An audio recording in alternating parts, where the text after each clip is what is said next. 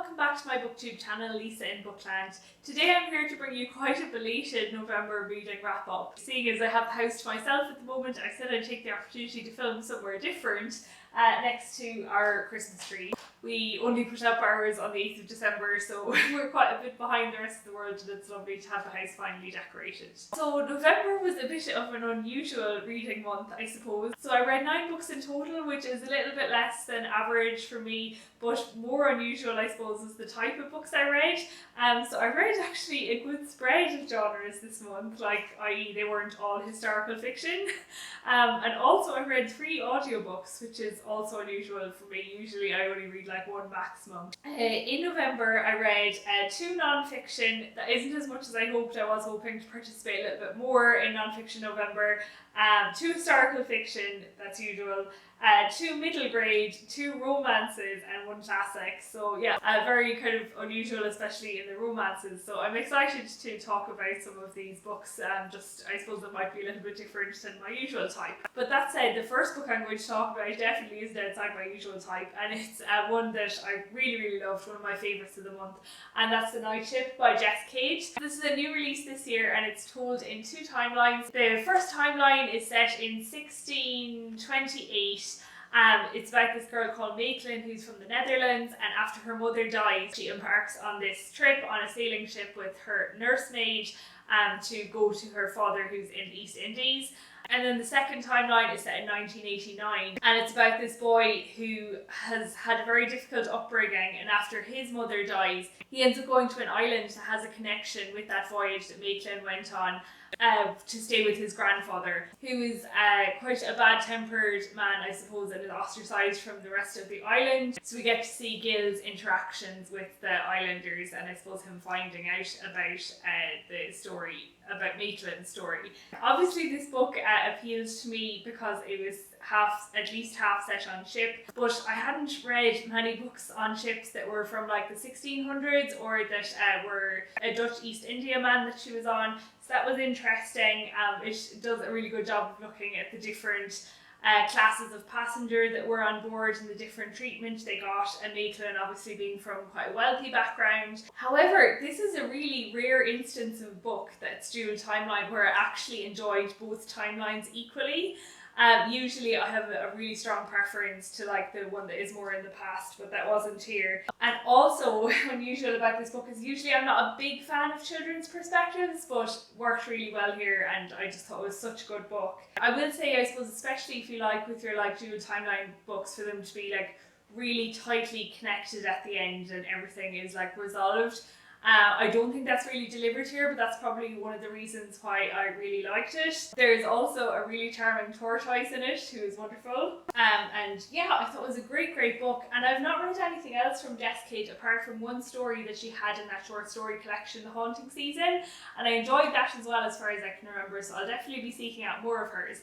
And one fun thing I suppose as well is I had this book on my shelves for a few months, and I picked it up quite at random when I was going on a day trip to Mayo, which is another county in Ireland, and then I read the majority of this book there, and then I found out later that the Jess Kydd I think is originally from Mayo, so I love coincidences like that. So yeah, I'd highly recommend this book. So the second book I'm going to talk about then is The Gentle Art of Fortune Hunting by K.J. Charles. This is connected to a book that I talked about in my October reading wrap up, well, more of a novella I suppose, which was A Thief in the Night by the same author. And this book, which I listened to as an audiobook, follows the younger half-siblings of the character from A Thief in the Night, Toby. So it's set in Regency, London. Robin and Marianne are a brother and sister that go to London.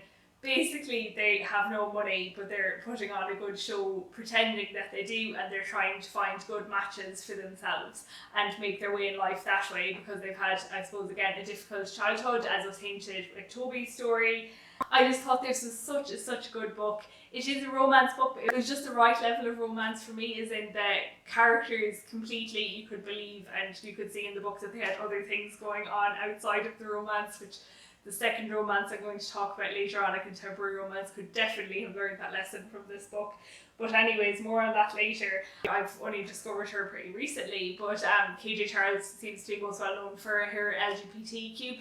And probably the main focus of this book is the relationship between Robin, who's the brother, and a gentleman called Sir John. Sir John is in London because he's accompanying his sister and his sister's daughter Alice on Alice's first season, and they kind of have clashes society-wise that way, I suppose. But the female characters have wonderful storylines as well. Like Alice is very interested in maths, and like Marianne's, I suppose, ventures to try and get a good match for herself and why she feels like that's necessary. I just think these two novels by KJ Charles were so well written and enjoyable, and I love the way she writes the Regency. I do find all of the historical details convincing, and the characters are so wonderful, and like just the relationships they have, the romantic relationships, but also this book was really about, I suppose, unconventional families, like Sir John and his relatives, but also the brother-sister relationship between Marianne and Robin. It's just wonderful. So yeah, I'd highly recommend what I've read of KJ Charles so far. I will say that I have started reading the Will Darling adventures in this month's December, and I didn't enjoy them quite as much. I'm not sure if it's the time period or what, but yeah, this, I think it's called the Gentle Art series. This book, The Gentle Art of Fortune Hunting, is like the main book. The one that I actually read first, I suppose, is more of an accompanying novella, but you could read them either way. And I did read this via the audiobook on Audible, and I thought the audiobook for this was excellent. But yeah, I'd highly recommend this if you want a romance with a bit more substance to it, and especially if you like the Regency period. So the third book I'm going to talk about is the only classic I read this month, and it was the Victorian classic for my Victorian literature project.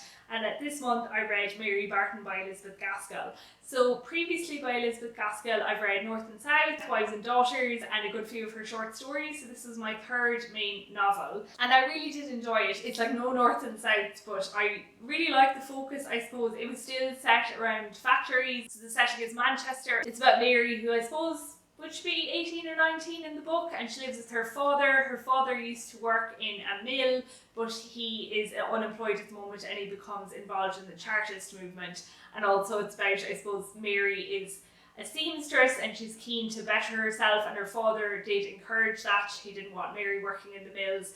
As Mary tries to better herself, she becomes, I suppose, torn between two romantic interests: her childhood friend and the owner of a mill who would be quite above her in class. The plot was engaging. It didn't all take place in Manchester. I don't want to spoil anything, but I did love the bit that went outside Manchester as well. And I love Mary's relationship with her father, you know, how much she tried to mind him, I suppose. But a highlight really was like the other female characters. Like, I liked Mary, but there are two other female characters, I think their names are Alice and Margaret, that I just really liked, and the relationship between the women in the book is really interesting. So yeah, I'm continuing to enjoy Elizabeth Gaskell, and I think Sylvia's Lovers will be the next one I read at some stage next year. It's definitely been on my radar. I just realised for some reason I forgot to hold up the book, but I did read it from this paper copy. So the next book I'm going to talk about is by an Irish author, and it's Miss Emily by Nuala O'Connor.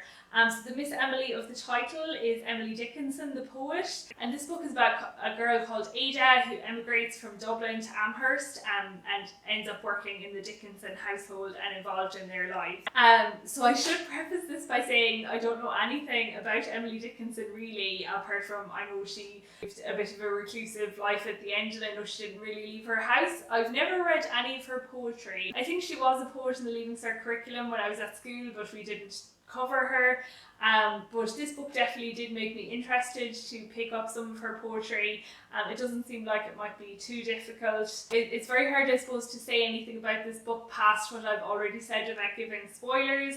But it was well written. I've never read any other Nuala O'Connor, and the characters are nice. It did cover Emily Dickinson very well, as if you could see, I suppose, move towards going out less and less, and I thought that was covered really sensitively. The one thing I would say is that I'm not a big fan of something that happens to Ada in this book. I don't know if it was necessary, but I suppose that was the way the plot was. But yeah, it was a quite nice quick read, and I'd recommend, especially if you are interested in Emily Dickinson, and let me know if you think it's a good portrayal of her. So the last physical book I have to talk to you about is this non-fiction book, The Suspiscions of Mr. Witcher, or The Murder at Roadhill House by Kydd Summerscale. So back in the day, I think it was 2011, there was an ITV drama about this, and I watched it at the time, and I did read this book then as well, but I couldn't really remember it. I had come across this book being mentioned in connection with Victober and Non-Fiction November, so I said I'd pick it up again, and I'm so glad I did. I think I appreciated it a lot more this time.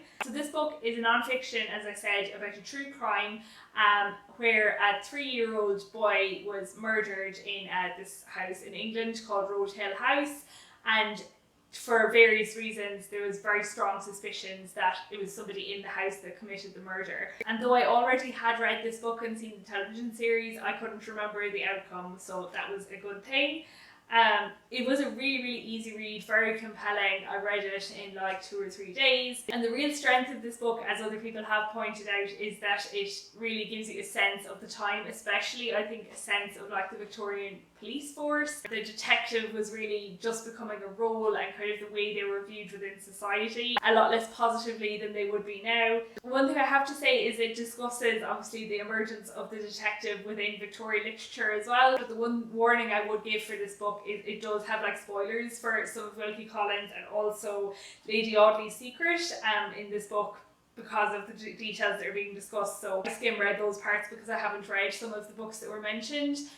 So yeah, definitely something to be aware of going in, so that you won't get spoiled for those books if you do intend to read them. And it's a strange kind of a book to review, because I would say, like, if I was to give a criticism of this book, it would be that like the mystery wasn't terribly like twisty and turny, but I suppose that's because it is actually a true crime and not like an Agatha Christie or something. So like, you know, she's just reporting what actually happened and the evidence that's there. I think the interest in this book really is in the discussion of society, and also the very unusual household that was at Roadhill House. You know, it was a strange one. However, there was an excellent final chapter which kind of ties up where all of the figures involved ended up, and yeah, some real surprises in there as well. But yeah, I definitely recommend this book if you are interested in like Victorian society or true crime. So the next book I'm going to talk about I borrowed from the library, so I don't have a copy, and this is another non-fiction book for Non-Fiction November, and I think I was actually reading this in September, and I was reading it quite slowly because it's quite a detailed and involved book, and it was called Guarding Neutral Ireland, the Coast Watching Service and Military Intelligence 1939 to 1945. I picked this up more or less at random from the library because I've been hearing a lot on the news and a lot of discussion generally about Irish neutrality given the war in Ukraine. Of course, like a more general or more modern book might have given me more of the information I was looking for, but I just did with what I got, I suppose. It was a really interesting book. I will say that it was way more like kind of academic than like popular history, if such a thing exists. Very detailed, and I did skim read some of the way more involved sections with like rows and rows of figures, but it still did give me a really interesting overview of just a small section of the Irish experience of the Second World War. Sometimes I find the Second World War, although I would like to read more about it, I just find it overwhelming, the amount of material that's out there and just the scale of the conflict. Obviously, it's like I just don't know where to start. So I haven't read any like history non-fiction about the Second World War. Like Ireland obviously had a bit of a different experience in that we had a very strange kind of neutrality during the Second World War. On occasion around the coast I have seen the remains of this lookout post. Now I know what they are. I never really knew that before.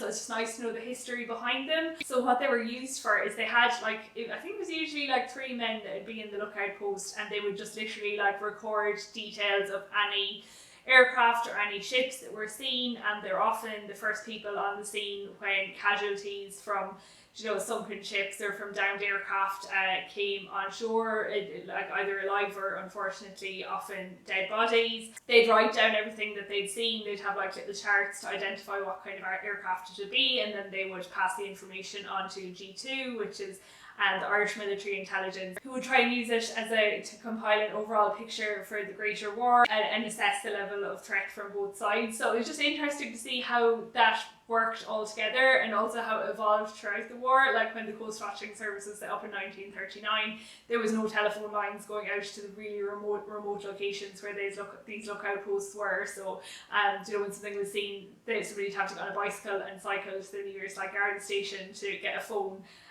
So the way that was set up, the real strength of this book, definitely, as the title would imply, would be the discussion of intelligence and discussion of Anglo-Irish relations, which sometimes reached very, very low points during the war. A lot because Britain no longer had access to Irish ports, which were handed back in 1938. And without, I suppose, the broader context, it's difficult to be able to understand completely, but I definitely found the degree of intelligence cooperation between G2 and London very surprising, and I'm not sure if a lot of people kind of know how much stuff was passed, especially as the war went on, so that was really interesting to read about. I would like to read a more general book about the emergency, which is what we call the Second World War in Ireland. Regarding the Second World War, there's so much more to read, but I probably just do need to dive in there and see. I've been watching that programme on BBC, Rogue Heroes. Oh, that is such a good programme, and maybe I'll read that book sometime. So the next is a definite change in pace, and it is the second romance novel I'm going to talk about, and it's The Spanish Love Deception by Elena Arbas. Yes, this is going to be a bit of a rant, I'm sorry. So I have two friends that really enjoy this book. I wouldn't say they read a lot of the same books that I read, but I'd heard them talk about this, and I suppose as you do, I just wanted to know what they were on about, so I said I'd pick it up. I read it on ebook. It's obviously a very big TikTok book, and I think there's a film being made of it. I will say it was a strange reading experience, because I don't read much romance, at least until this month, but when I do find it really compulsive reading, and I just swallow it up. And I did read this, and it's a long book. I think it's over 500 pages. I did read this in a day and a half or something, so yeah, it was very addictive. But in the second half, my eyes were sore from rolling so much, and I have problems with it. So, but before we get into the problems, let's maybe start by the one thing that I liked. And what I liked was the two main characters are called Lena and Aaron, and they work in an engineering consulting company, and I think that's the closest to my job that I've ever come across. So I found that exciting. It's supposed to be an enemies to lovers romance. So Elena was working at the engineering company before Aaron, and on Aaron's first day they had some kind of fallout, and then they hated each other ever since. But Elena needs a date for her sister's wedding in Spain, so Aaron volunteers to go with her. So I loved the bit when they were at work and they were enemies and they were having arguments, and then as soon as they got on the airplane, there was a scene at the airport, and I was like, oh god, I can't believe this is what I'm in for now for the rest of the book. But unfortunately that's what I was in for. So the main issue I had with this book, it wasn't the writing, even though it wasn't too well written. The descriptions really irked me. Aaron was just continuously described as having ocean blue eyes. If I had a shot for every time I read that he had ocean blue eyes, I wouldn't have been able to finish the book. And also big. He was so big, he was tall. Oh, stop. I could have dealt with that. My main issue with this book was that it's exactly what I said earlier in this video. Aaron had no life outside his relationship with Lena, and I just found that depressing. When he reminded me of a puppy, whenever she wasn't there, he'd be like, oh, there's one scene in Spain, she's gone somewhere, and he's staring at her chair, waiting for her to come back. I don't know, I found that so mortifying to read about. And also they have the same job, but when they're together, he buys everything for Lena and upgrades her life at every opportunity he gets, which again I found just a bit uncomfortable and insulting, and I'm a bit nervous even saying these things because this book is so popular. But I think if it was a romance where a woman was objectified this much, then it would be unpublishable and everybody would be really insulted. I find it concerning that this book is so popular. But yeah, sure, I like loads of problematic books myself, but I definitely won't be reading anything else by this author. I was way more angry at the end than is normal to be at a romance, I think. So yeah, it just wasn't for me. And I am glad to have read it, because now I at least know what people are on about when they talk about Aaron Blackford. I looked up some like YouTube compilations of TikToks afterwards. It's a whole, not on Book Talk, so I hadn't interacted with that sphere of the book verse at all. But yeah, it didn't really encourage me to, I have to say. But I do have to come back to the fact that I did read it in a little over a day, so it must be doing something right. But I'm definitely not an expert in romance at all. But I will keep trying. Like, there's some romances I love, like the Kiss Quotient. I love that book. I've read it so many times. Okay, finally, I'm finishing with 2 audiobooks that I read, and these are the 2 middle grade ones, and they're the books 2 and 3 in the Nevermoor series, and they're called Wundersmith and Hollowpox by Jessica Townshend. I'm going to talk about them both at the same time because they're obviously sequels in a series, so I can't talk about them in too much detail. So I started the series back in probably May or something. I read The Trials of Morrigan and I really liked it. I think I'd give it like an 8 out of 10 or something, but these 2 books are definitely 10 out of 10. And I'm curious now if it's because I read these on audio, and the audiobook was brilliant. It was by Gemma Whelan, who I think is an actress, and it really shows she did such a good job of all the different characters' voices. This is quite a popular series, but for anybody who doesn't know, there's this girl called Morrigan. It's coming up to her 12th birthday, and she's what's known as a cursed child, who is destined to die on the stroke of midnight on her 12th birthday. But she actually ends up being rescued by a man called Jupiter North and brought to Nevermoor to stay at the Deucalion Hotel and have adventures there. So yeah, they're just such charming books. I did find the parallels of Harry Potter was quite strong in the first one, but the second and third one, it moves a lot out from that. The second and third books were both brilliant, but I liked the second one especially. And I just loved the theme of loyalty that was in that book. Loyalty is something I love reading about. Although I will say that the book Hollowpox really shows the Hotel Deucalion in its own light, and also had an excellent scene in a library, which is always good for a book. I find the villain in this book is so good and just such an excellent character. And also a highlight is the relationship of Morrigan with her mentor, Jupiter North. I just love the way that's written and how Morrigan keeps manners on him. Brilliant. And there was such a good ending to this book as well. I can't wait to find out what happens next. I suppose I'm quite fortunate because I'm only finishing the series now. I think that Hollowpox, the third one, was out in 2020, and the next book is coming out in November, I think, next year, 2023, so I only have 11 months to wait, whereas I know a lot of other people have been waiting a lot longer. So yeah, I love those books, and I know there's some more middle grade out there that I've been missing out on, so I might try and squeeze a little bit more middle grade into my reading if I can. So yeah, that's it for my November reading wrap up. Let me know if you've thoughts on any of these books. Have you read The Spanish Love Deception, and do you like the Nevermoor books? I'd love to know. So yeah, thank you also for your patience, as I know I've missed a week. It's somehow like the end of the year always really gets away from me. Work inevitably just gets busier. I end up stumbling over the line. Oh, I can't wait for the Christmas holidays. I'm so tired. The last full week I had off work was in February, which is so long ago, so can't wait for Christmas.